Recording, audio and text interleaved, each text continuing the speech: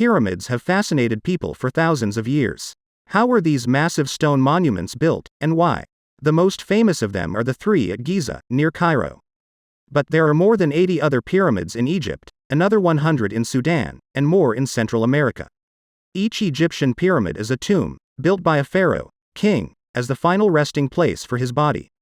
The sides of the first Egyptian pyramids were not smooth but made of steps. These probably represented a stairway that the dead king could climb to join the other gods among the stars. Later, the sun became more important than the stars in the Egyptian religion. So then the pyramids were built with sloping sides representing the sun's rays. Time laughs at all things, but the pyramids laugh at time.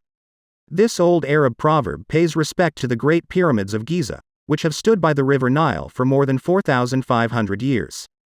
By the time of Tutankhamun, they were more than 1,000 years old, and even the Egyptians thought of them as ancient wonders. From a distance, the Giza pyramids are an extraordinary sight. Up close, they are massive.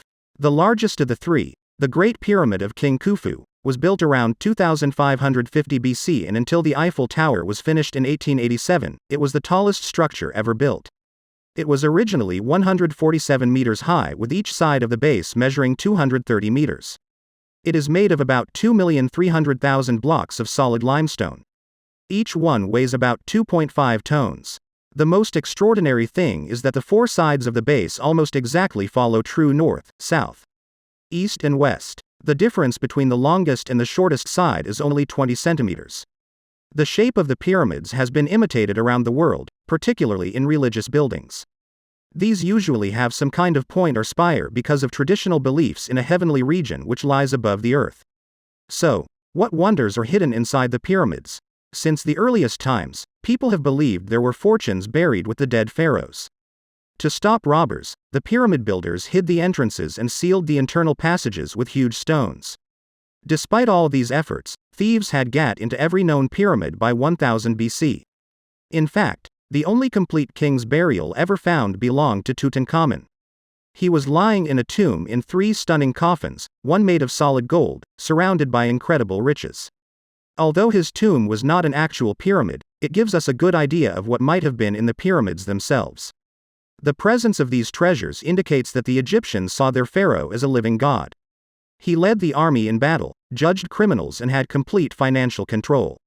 His tomb was built by the finest sculptors and engineers, together with thousands of workers. It took many years to complete. The laborers who helped build the tomb were actually very motivated to work. They believed that if they helped their king get to heaven, he would look after them in the next world. 4,500 years after the Great Pyramid rose on Egypt's desert horizon, a different kind of pyramid is appearing in our modern cities. The pointed skyscrapers of big city financial districts are the modern pyramids. This unique shape continues to inspire architects, artists, and designers. Built on a grand scale, it gives the impression of something superhuman, built by the gods.